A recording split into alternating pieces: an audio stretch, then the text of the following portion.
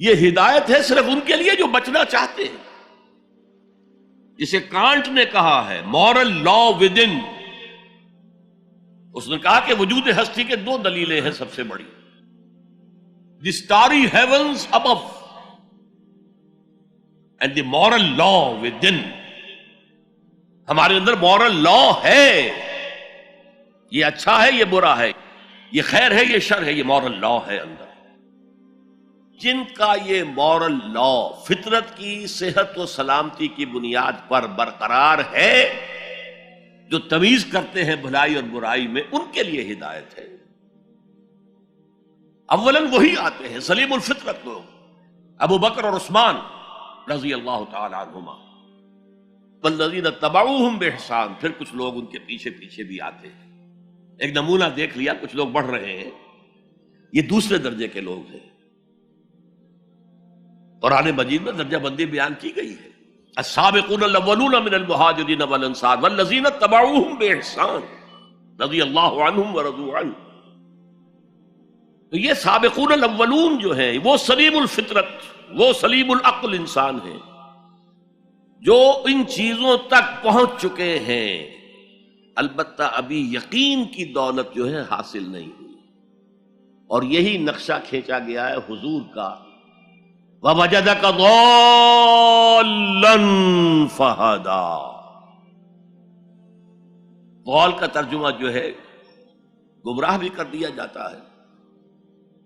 ضال اسے بھی کہتے ہیں کہ کوئی شخص کسی کے عشق میں دیوانہ ہو جائے، اور ضال وہ بھی ہے جو ابھی حق کی تلاش میں سرگرداں ہے.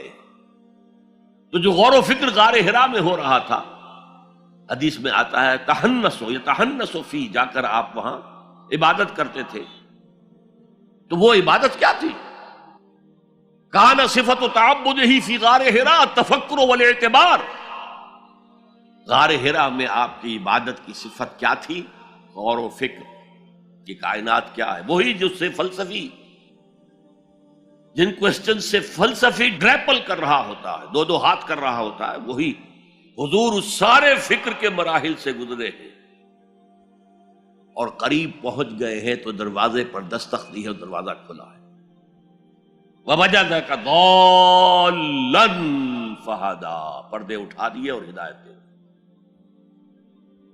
اچھا، یہ تو آپ کے سامنے تعلق جو ہے ایمان کا عقل و فطرت کے ساتھ میں سمجھتا ہوں کہ کسی نہ کسی درجے میں واضح ہو. اب میں آپ کو اس کا سنتھسس بتاتا ہوں. یہ عقل و فطرت جو ہے اللہ کو پہچاننا کلیتاً فطرت پر مبنی ہے. انسان کی فطرت میں، اس کی روح میں اللہ کی معرفت، اللہ کی محبت موجود ہے. اس پر ظہول کے پردے پڑ گئے ہیں، تم ادھر متوجہ ہی نہیں ہوتے. تم نے کبھی اپنے قلب کی گہرائیوں میں اتر کر دیکھا ہی نہیں. تم تو باہر کی دنیا میں مگن ہو، مادی دنیا میں لگے ہوئے ہو. کچھ تو بقول شاہ ولی اللہ وہ حیوانیت کی سطح پر آ جاتے ہیں بیچارے. صبح سے شام تک کی کمر توڑ دینے والی محنت کے بعد بھی ان کی بنیادی ضرورتیں زندگی کی پوری نہیں ہوتی. وہ کیا کسی سے لو لگائیں گے، کیا خدا کو یاد کریں گے. کاد الفقر ان یکون کفرا. یہ فقر اور احتیاج اور مفلسی تو انسان کو کفر تک پہنچا دیتا. حضور کی حدیث. تو تم ادھر متوجہ ہو، ہماری طرح متوجہ نہیں ہوتے. حضرت ابراہیم کا قول کیا تھا؟ انی وجہت وجہی للذی فطر السماوات والارض حنیفا وما انا من المشرکین. اور یہ نماز کا افتتاح بھی ہے. انی وجہت وجہی، میں نے اپنا رخ سیدھا کر لیا ہے اللہ کی طرف، حنیف یکسو ہو کر، دائیں بائیں کوئی میری توجہ نہیں جا رہی. یہ ہے در حقیقت اس عبادت کا تقاضا، جو کہ شکر کا لازمی نتیجہ. اب اس کا سنتھیسس دیکھیے. میں نے کہا کہ سب سے پہلے ایمان باللہ وہ کلیتاً فطرت پر ہے. اسی لیے کانٹ نے یہ ثابت کیا، ایک کریٹیک آف پیور ریزن اس کی کتاب، جس نے ہنگامہ پیدا کر دیا تھا پورے یورپ میں۔ اس وقت تک کرسچینٹی ڈومیننٹ تھی اور مذہب ایک اہم عنصر تھا انسانی زندگی کا۔ اس نے کہا اللہ کے وجود کے لیے جتنے منطقی دلیلیں دی گئی ہیں سب غلط ہیں، میں سب کو کاٹ کر دکھاتا ہوں۔ جیسے ہم کہتے ہیں لوہے کو لوہا کاٹتا ہے، منطق نے منطق کو کاٹ دیا۔ There is no logical reason to prove the existence of God. A critique of pure reason، میں نے کہا تھا پیور ریزن، عقل خالص جو فطرت سے رہنمائی نہیں لے رہی۔ وہ فلسفہ جو ہے اس کی منزل کیا ہے؟ ایگنوسٹسزم یا اسکیپٹسزم، لادریت یا ارتیابیت۔ پھر اس نے ایک کتاب لکھی بعد میں، کرٹیک آف پریکٹیکل ریزن۔ اس نے کہا کہ عملی طور پر انسان اخلاق حسنہ اختیار کر ہی نہیں سکتا جب تک کہ خدا کو نہ مانے۔ یہ نیسیسٹی ہے انسان کو کہ مانے۔ علامہ اقبال نے اس کو تسلیم کیا ہے، کانٹ کے اس دعوے کو۔ وہ ان کی کتاب ہے reconstruction of religious thought in Islam, کہ کوئی منطقی دلیل خدا کے وجود کو ثابت نہیں کر سکتی۔ متکلمین نے کوششیں کی ہیں، لیکن دلیل دلیل کو کاٹ دیتی ہے، منطق منطق کا توڑ کر دیتی ہے۔ وہ صرف قرآن نے لفظ آیت استعمال کیا جو میں نے بیان کیا تھا۔ اس کائنات میں ہر شے اللہ کی نشانی ہے۔ جیسے آپ کو اپنے کسی دوست کی دی ہوئی کوئی شے دیکھتے ہی دوست یاد آ جاتا ہے، ایسے ہی آفاق و انفس میں اللہ کی نشانیاں ہیں۔ تمہارے اندر بھی اللہ کی نشانیاں ہیں۔ ذرا توجہ تو کرو، آفاق کو دیکھو، کھول آنکھ، فلک دیکھ، زمین دیکھ، فضا دیکھ۔ افلا ينظرون الى الابل كيف خلقت والى السماء كيف رفعت والى الجبال كيف نصبت والى الارض كيف سطحت فذكر انما انت مذکر۔ کیا یہ دیکھتے نہیں، غور نہیں کرتے اونٹ کو کیسے پیدا کیا گیا، کتنا اپنے ماحول کے ساتھ مناسبت رکھتا ہے، 7 دن نہ کچھ کھانے کو ملے نہ پینے کے ملے، اسے کوئی پرواہ نہیں۔ اس صحرا لقدق صحرا کا جہاز، وہ دیکھتے نہیں آسمان کیسے بلند کر دیا گیا، دیکھتے نہیں پہاڑ کیسے گاڑ دیے گئے، دیکھتے نہیں زمین کیسے پھیلا دی گئی۔ اے نبی آپ یاد دہانی کرائیے، یہ نشانیوں کی طرف متوجہ کر دیجئے۔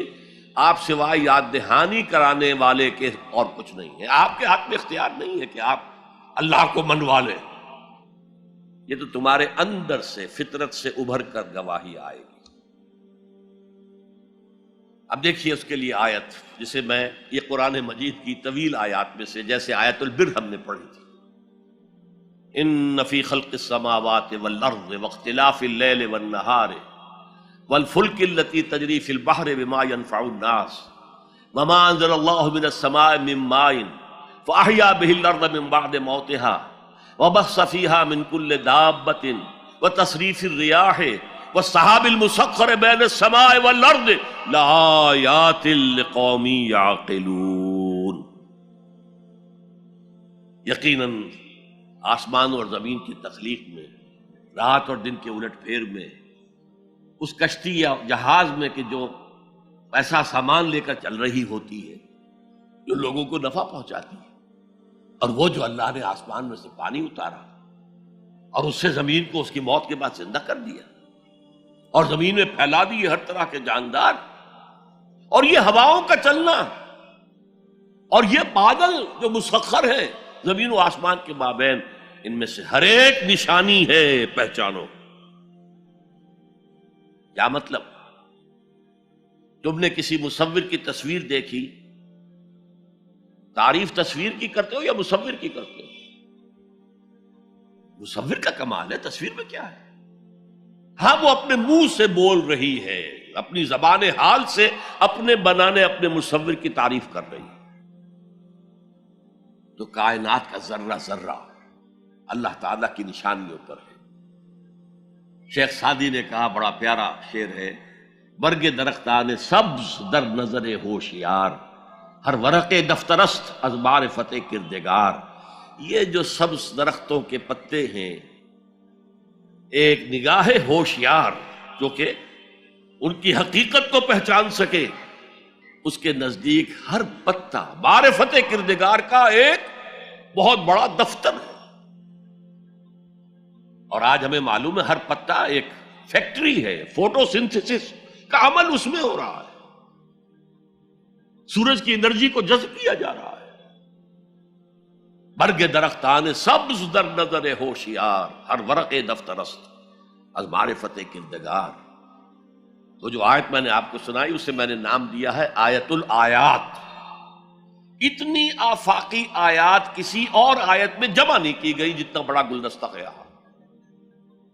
ان فی خلق السماوات والارض واختلاف اللیل والنہار والفلک التي تجری فی البحر بما ينفع الناس وما انزل اللہ من السماء من ماء فاحیا به الارض بعد موتها وبث فیہا من کل دابۃ وتصریف الرياح والسحاب المسخر بین السماء والارض لآیات لقوم یعقلون۔ دوسری طرف تمہارے اندر بھی ہے، سنوریہم آیاتنا فی الآفاق وفی انفسہم۔ بے دل نے خوب کہا تھا، یہ چوٹی کے شعراء میں سے رہے ہندوستان کے، یہاں تک کہ غالب کو کہنا پڑا کہ طرز بے دل میں ریختہ لکھنا اسد اللہ خان قیامت ہے۔ آسان نہیں ہے طرز بے دل میں اردو میں شاعری کرنا، وہ فارسی کے شاعر تھے۔ ستمست گر ہوست کشد کے بسیر سرگ و سمندرا تجھے غنچہ کم نہ دمیدئی در دل کشا بچمن درا۔ کتنے ستم کی بات ہے، تمہاری خواہش آمادہ کرتی ہے کہ چلو چمن میں دیکھو، پھولوں کی بہار دیکھو، درختوں کی بہار دیکھو، گھاس کے اوپر چہل قدمی کرو۔ ارے تم خود ایک پھول سے زیادہ کھلے ہوئے ہو۔ کبھی اپنے دل کا دروازہ کھول کر اس میں داخل ہو کر اپنے حسن معنوی کا مشاہدہ کرو۔ ستمست گر ہوست کشد کہ بے سیر سر و سمندرا تجھے غنچہ کم نہ دمیدئی۔ دمکتا ہوا غنچہ ہو تم خود، در دل کشا بچمندرا۔ آیات الہیہ اندر بھی موجود ہے۔ اچھا، ان آیات کے ذریعے سے اللہ کی پہچان ہو گئی، اللہ یاد آ گیا، تھا اندر موجود، اللہ کی علم اور معرفت موجود تھی، پردے آ گئے تھے، ظہور تھا۔ یا جیسے ایک جگہ کہا گیا کلا بل رانا علی قلوبہم، ان کے دلوں کے اوپر جو بھی بدکاریاں وہ کرتے رہے ہیں اس سے زنگ لگ گیا، حجابات آ گئے۔ شیخ علی حجویری رحمت اللہ علیہ، جنہیں داتا گنج بخش کہا جاتا ہے، اگرچہ یہ لفظ نہیں کہنا چاہیے، انہوں نے کتاب کا نام کیا رکھا؟ کشف المحجوب۔ جو پردے میں آیا ہوا ہے، اوٹ میں آیا ہوا ہے، اسے کھولنا۔ تم اوٹ میں ہو، تمہارے اندر موجود ہے اللہ کی معرفت۔ البتہ اس کا ایک نتیجہ یہ نکلنا چاہیے، اب تمہارے لیے محبوب ترین ہستی اللہ ہو جائے۔